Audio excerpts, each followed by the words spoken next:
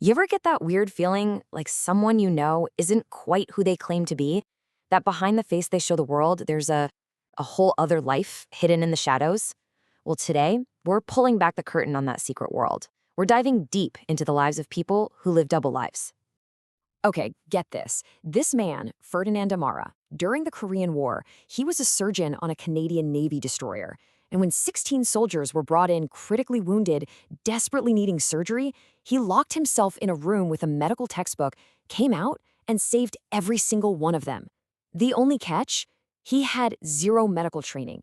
He was a complete and total fraud. And believe me, his story is just the tip of the iceberg. I mean, a story like that is just mind-blowing, right? It's one thing to tell a little white lie to get out of something, but to build an entire brand new person from scratch, that's a whole different level. So why? Why would anyone do it? Really, what pushes a person to take such an extreme step to literally construct a new identity from the ground up? Well, it turns out the reasons are incredibly powerful, and they're often pretty primal. You know, when you look across history, the why almost always boils down to just a few core motivations. We're talking about survival, maybe you're escaping persecution, or it could be ambition, trying to grab a life you could never have otherwise. Sometimes it's a powerful ideology, something you believe in so strongly you'll do anything. And sometimes it's just a desperate need to escape the person you already are. Every single one of these taps into our most basic human drives: safety, status, purpose, or freedom. Okay, so that's the why, but what about the how? I mean, how do you actually build a lie that's so convincing you can literally live inside it? This isn't just about telling a few stories. It's more like, well, it's like architecture. You're building something from the ground up. Yeah, in the world of spies and intelligence, they actually have a specific word for this. They call it a legend. And don't mistake this for just a simple cover story.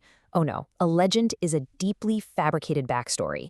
It's a complete biographical narrative designed to be lived in 24/7, not just something you recite from memory. And building one of these legends, it is a meticulous process. First, you've got the biography itself, a totally complete, consistent life story. Then comes the performance. You have to inhabit this false self so completely that it becomes second nature. Third, you have to master mental compartmentalization, the art of keeping your two worlds from ever touching. And finally, you have the paper trail, your documents, your digital footprint. It all has to be flawless. You know, a former deep cover agent explained the mental strain perfectly. He said it's like running two operating systems in your brain at the same time, 24/7, and you can never, ever turn one off.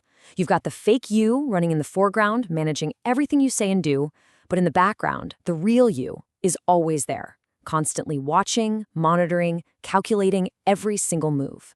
It just never stops. So some people aren't just good at this, they are absolute masters, true artists of deception. Let's take a look at some of history's most audacious, most unbelievable imposters. Speaking of audacious, meet Victor Lustig. This guy, in 1925, posed as a French government official and convinced a scrap metal dealer to buy the Eiffel Tower. He literally sold the Eiffel Tower.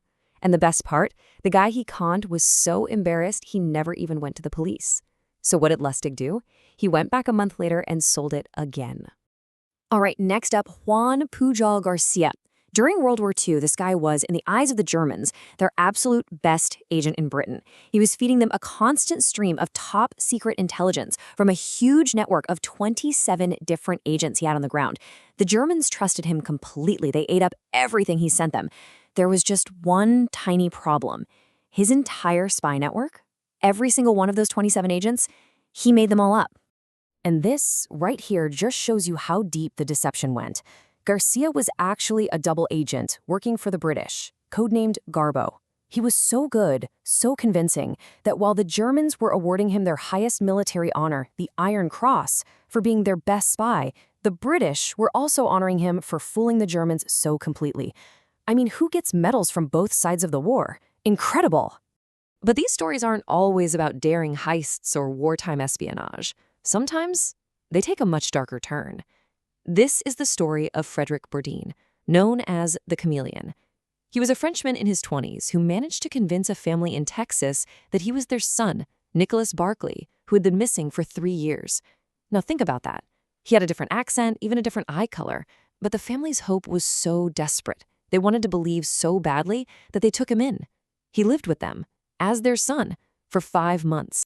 You know, these worlds, these legends, they feel so carefully constructed, so impenetrable, but every single one of them shares the same catastrophic vulnerability. Because sooner or later, the mask always slips. So what is it? What's the thing that brings it all crashing down? Do you think it's some brilliant detective? A gotcha moment? A high-tech surveillance operation that finally cracks the case? What do you think is the #1 killer of a secret identity? The truth is, it's usually not a brilliant detective. It's almost always something tiny, something mundane. A single, small mistake. A moment of exhaustion. A simple slip of the tongue. A piece of evidence that's just in the wrong place at the wrong time. Let me give you a perfect example. Rudolf Abel. He was a master Soviet spy living in the US. For 9 years, he was completely undetected. And what brought him down? It wasn't some huge FBI sting operation. Nope. It was a nickel. A single hollow nickel that had microfilm inside it. He accidentally spent it, a newspaper boy found it, and just like that, his entire spy network collapsed. All because of 5 cents. And when that lie unravels, when the whole world comes crashing down, the wreckage is just devastating.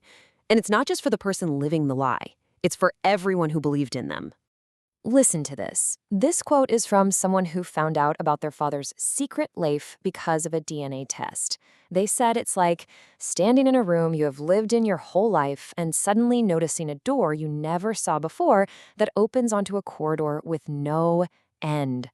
I mean, wow, that just perfectly captures that feeling of profound disorientation, right? The sense that your entire reality, your own personal history, has just been completely rewritten. There is actually a clinical term for this. Psychologists call it betrayal trauma, and it's so much more than just being lied to. It is the deep psychological shock of realizing that an entire relationship, maybe the very foundation of your life, was based on a complete fabrication. Suddenly, every memory you shared, every laugh, every tear, it all feels tainted. It all feels like a lie.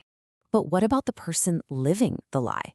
You have to imagine the constant mental effort is just crushing. It's totally exhausting, and they suffer from this profound loneliness, something psychologists call relational starvation. Think about it. You're surrounded by people who love a ghost. They love a person that doesn't actually exist, so you're never truly known. And when that lie is finally exposed, their entire sense of who they are can just dissolve. And all of this brings us to a final, really unsettling question. Now, of course, these stories we've talked about are extreme cases, but they shine a bright light on a gap that exists in all of us, right? The gap between the person the world sees and the person who exists just underneath the surface. So it makes you wonder, how well do you really know the people you love?